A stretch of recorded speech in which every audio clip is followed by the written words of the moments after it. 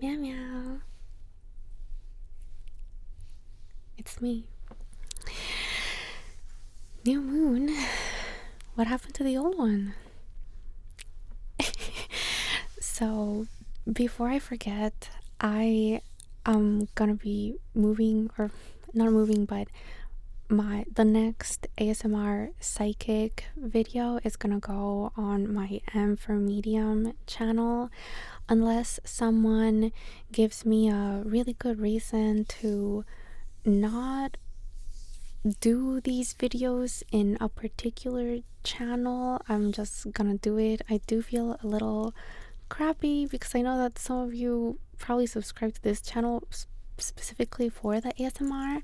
I just feel that the whole reason that I started doing psychic collective videos was to advertise my psychic profile on Keen for readings, and I just feel stupid saying my M for Medium tagline on my personal YouTube. So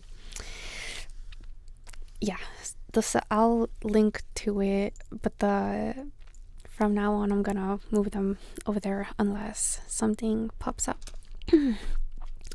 For the new moon in September, I got the Manifest Self Oracle card and the Need rune.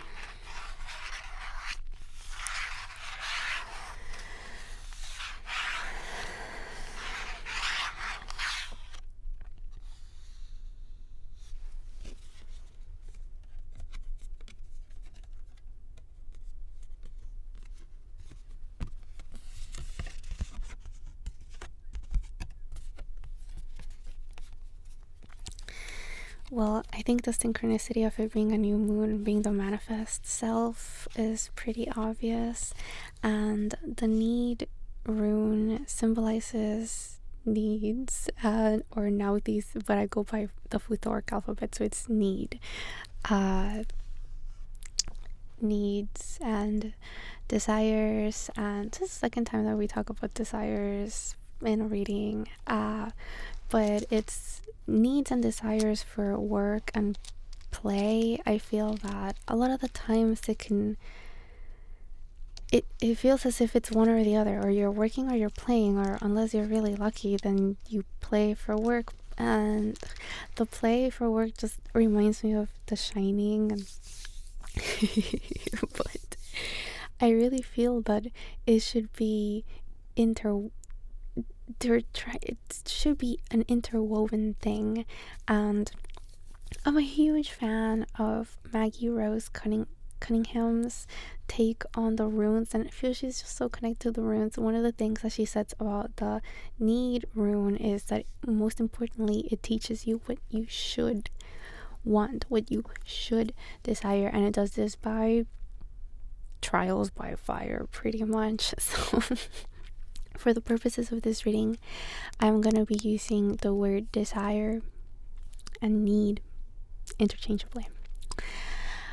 So recently I learned about Bob Proctor, and what a legend, and I watched his video about the self-image, a winner's image as he calls it in his program, and he refers to the higher self as a place of perfection within us, something that everyone has, something you can call upon, which sounds so wonderful. Something to somehow remind you that you are free and limitless,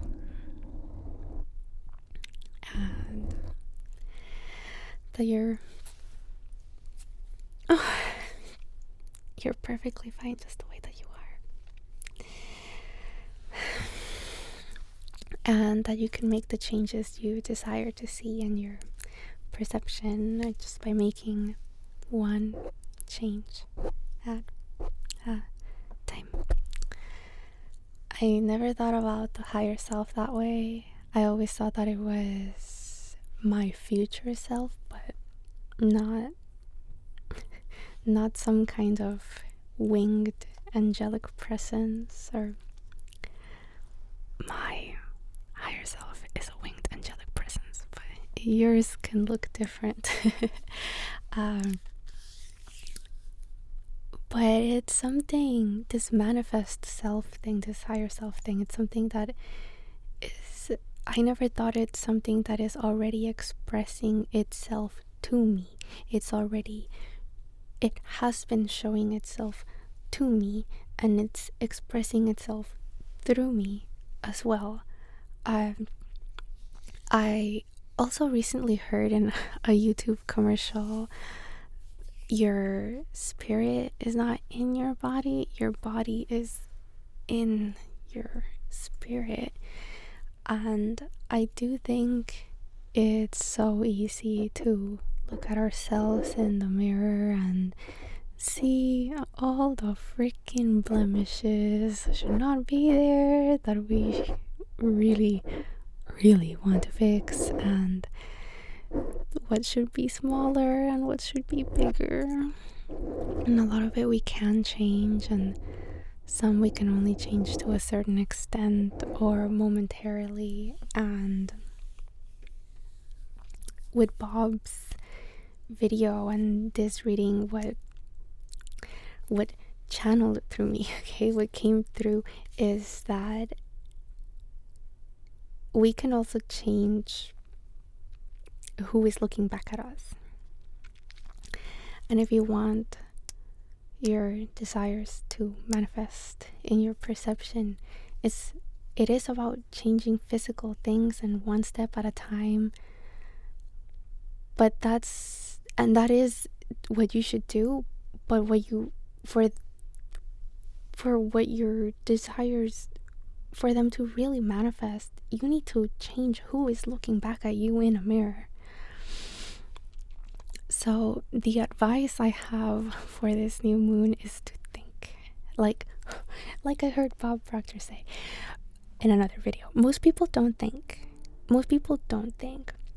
If they really were thinking, would they be doing what they're doing? No, they wouldn't. So they're not thinking, and I've been totally guilty of it. And I've said many times that I overthink, or that I overanalyze and blah blah blah. And in a book that I recently finished, one of the things that she said was, most people don't exercise control over their thoughts.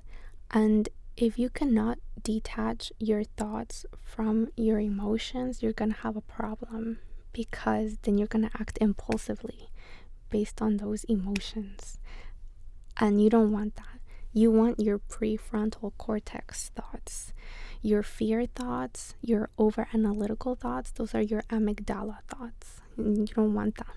You want your prefrontal cortex thoughts. So I have a vision board and also a collage of what I'd like my life to be like, what my higher self has been showing to me. And this is from a long time ago.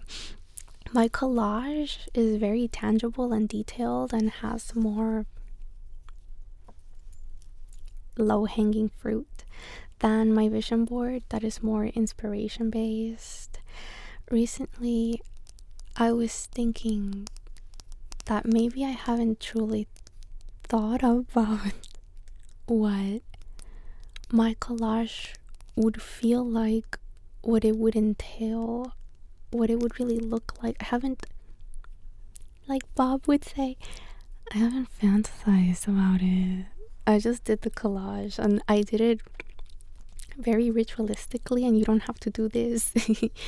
I curated all the images and got them printed on cardstock and ritualistically cut them with a cutting knife, a paper knife, and glued them on a new moon earlier this year. You don't have to do that. The whole point of what I'm really telling you is to think and just pick pick a couple images to just jumpstart yourself from. If you don't have a collage or vision board, just make a photo album on your phone of, it can just be 5 images, because it's kind of hard to fantasize about some specific, like, so when you jumpstart your fantasy with your desire scenes playing out, there are some scenes that are easier to feel than others.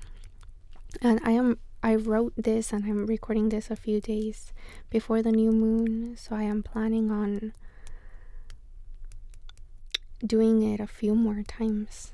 Again, I already did it once, and there were some scenes that were harder to picture. There are some scenes that are easier to picture, and why I thought that, okay, maybe I really haven't thought about what some of these would really mean. And some of them are not low-hanging fruit. Some of them are,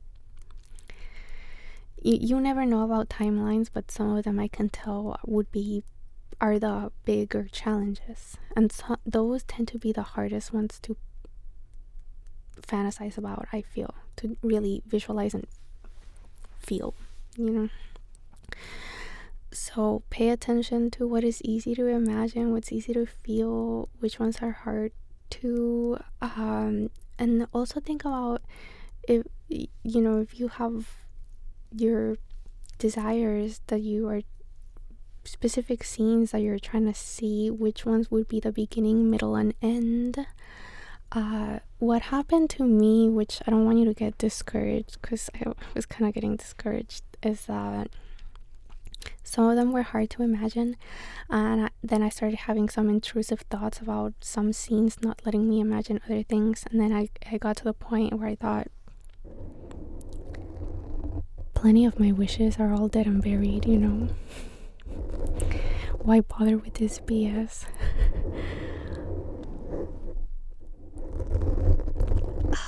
But that's not the point. As Bob Proctor would say, the point here is to fantasize. Just to see what you think you need. To feel what you think you need.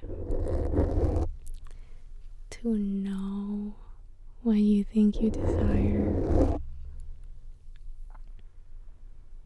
To think of what you should desire.